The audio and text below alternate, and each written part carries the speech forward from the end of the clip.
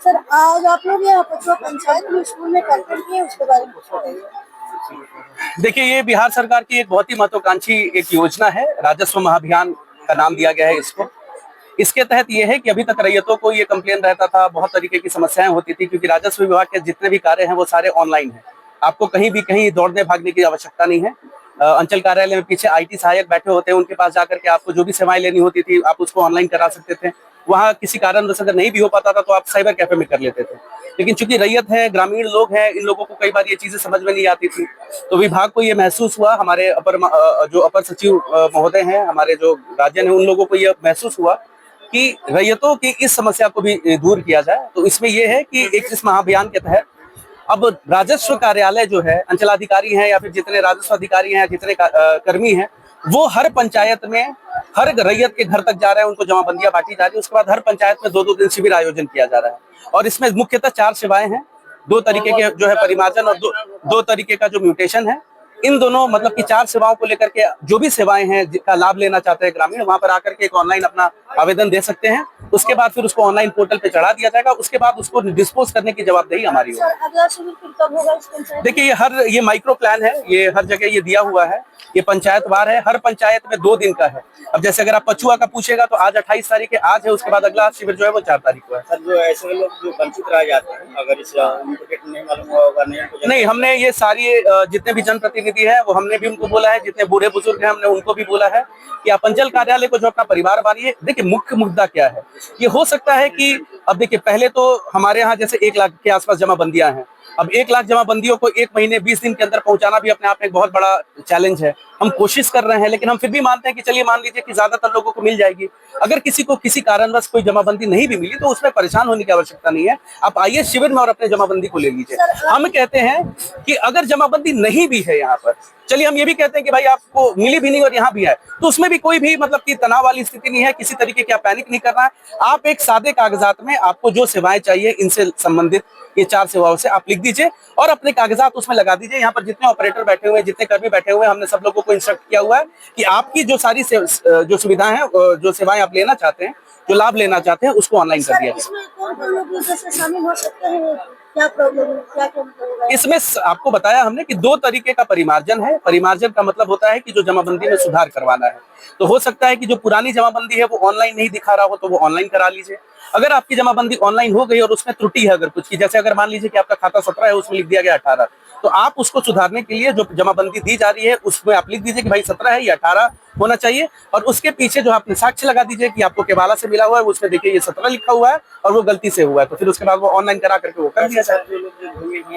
सरकार के द्वारा अपना रसीद जो है कटा कर जमीन, जैसे घर में जो क्या जो घर में जरूरत जमीन सर बोला जाता है, सरकार के द्वारा दिया जाता है, वैसे जो भूमिहीन लोग हैं और वो लोग पर्चा कटा कर आते हैं, उनके लिए क्या सुविधा है? नहीं, देखिए, अब सरकारी भूमि का नामांतरणवाद एक अलग तरीके से होता है, उसके लिए अलग पोर्टल है, उसको भी करने के लिए किसी चीज के लिए मनाही नहीं है। आपको जो भी सेवाएं लेनी है, हमने ये बहुत ही क्लियरली सब लोगों को बताया कि जो भी सेवाएं लेनी है आप आवेदन दीजिए। अब देखिए, जब सरकारी जमीन की जमाबंदी करने के समय ना बहुत तरीके की बात होती है। आप लोग भी अक्सर सुनते होंगे कि सरकारी जमीन की जमाबंदी होगी, उसके ऊपर कार्रवाई होगी। तो अब वो जमाबंदी अगर कोई कराना चाह रहा है तो वो उसके साक्ष्य सही है कि नहीं है, पहले उसकी जांच करानी पड़ेगी।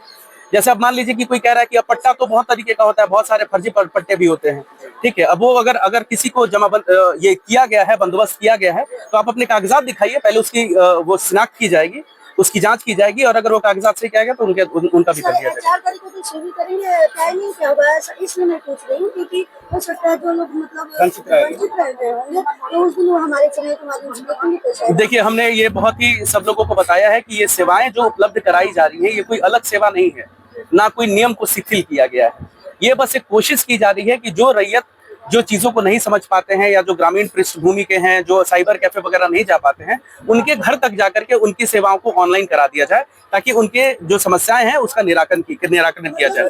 टाइमिंग क्या रहेगा? टाइमिंग सुबह 9-10 बजे से लेकर के जब तक से आपका नहीं हो पाए, ये जितने ऑपरेटर्स हमने सबको बताया कि जब तक से जो भी पेपर देता है सबको ऑनलाइन कर देना है। उसके बाद भी अगर मान लीजिए कि किसी को अगर 2 के बाद भी, हमने जितने जनप्रतिनिधि हमने उन लोगों को भी बोला है कि वैसे तो हम लोगों को निर्देश है कि हर हल्का में 2 शिविर का आयोजन कराना है, लेकिन अगर किसी कारणवश अगर मान लीजिए कि हमको ऐसी जरूरत महसूस होती है जो लोकल जनप्रतिनिधि है, उनका कहना है कि एक दिन और करा दिया जाए, तो हम एक दिन किसी और दिन हम ऑपरेटर्स को एक दिन और भी बुलवा देंगे। माध्यम ये है, पर्पस ये है कि जो है वो कार्य होने से। सर एक सवाल और है, जैसे ये सब जमीन का आपके जो सुधार के लिए कर्मचारी जो आपका जा रहा है, वो कहीं एक ही जनप्रतिनिधि के दरवाजा पर जाकर बैठ जाते हैं, उनका काम घर घर जाके वो जो रसीद देना, और घर घर नहीं जा रहे, कहीं एक ही जगह जनप्रतिनिधि के पास बैठ जाते हैं। उसमें काफी जो लोग ऐसे हैं जिनके पास कोई घर जीवन नहीं है, उनके घर में सिर्फ महिलाएं ही हैं, तो वो कैसे जाएंगे जनप्रतिनिधि? नहीं, देखिए, सबसे पहले तो ये है कि जितने भी कर्मी हैं और उसमें जितने कर्मी लगे हुए हैं, उन लोगों को बहुत ही क्लियर इंस्ट्रक्शन है, ये विभाग का इंस्ट्रक्शन है कि घर घर जाकर के देना है। ठीक है, तो अगर इस तरीके की कोई शिकायत है तो आप लिखित हमको दीजिए, ठीक है। अब देखिए, इसी में अब अरे सुनिए, इसमें विवाद नहीं करना है। 4 लोग कह रहे हैं कि मिल रहा है, 4 लोग नहीं कह रहे हैं। हम क्या कह रहे हैं, आप मेरी बात समझने की कोशिश कीजिए। सिर्फ समस्या के बारे में बात करने से नहीं होगा, आपको ये चीज भी समझनी पड़ेगी। हम बहुत ही विनम्रता पूर्वक बात कर रहे हैं। 1 लाख लोगों तक पहुंचना भी अपने आप में एक बहुत बड़ा चैलेंज है, और जो अंचल के जो सारे कार्य होते हैं वो भी तो रेगुलर हो ही रहा है ना। तो हम ये बिल्कुल इस चीज को निराधार नहीं कहते हैं कि जो हो सकता है कि किसी घर में नहीं पहुंचा हो, लेकिन हम यही चीज कह रहे हैं कि सॉल्यूशन ओरिएंटेड बात किया जाए। पहले तो हर घर तक जमाबंदी लेकर के जाना है। अगर ये नहीं हो रहा है तो आप हमको बताइए, हम इस चीज को सुनिश्चित करवाएंगे। लेकिन अगर मान लीजिए कि नहीं भी पहुंचा है किसी घर तक, तो आप शिविर में आकर के आप ले सकते हैं। और अभी आयोजन देखिए, अभी तो 10 दिन हो रहा है मुश्किल से, तो 10 दिन में सब जगह तो पहुंचना संभव नहीं है ना इतनी जल्दी। 8-10 दिन में तो कई तो लोग होंगे जिनके यहाँ नहीं पहुंचा है। उसके बाद भी हम कह रहे हैं कि अगर नहीं पहुंचा है तो आप यहाँ शिविर में ले लीजिए। हम कह रहे हैं कि हटाइए जमाबंदी को, ठीक है।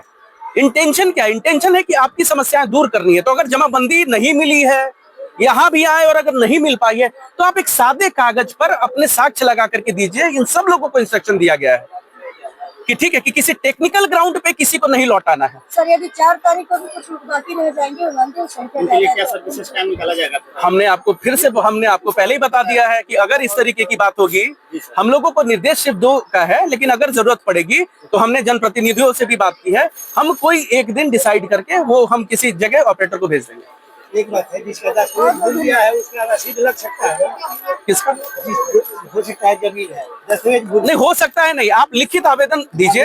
हाँ, लिखित आवेदन दीजिए और जो भी साक्ष्य है वो उपलब्ध कराइए। देखिए, हम फिर से इस चीज को हम बता रहे हैं, आप लोगों से बहुत ही विनम्रता पूर्वक बता रहे हैं, जमीन संबंधित मामले ऐसे नहीं होते हैं जो मौखिक कह देने से उसको कर दिया जाए।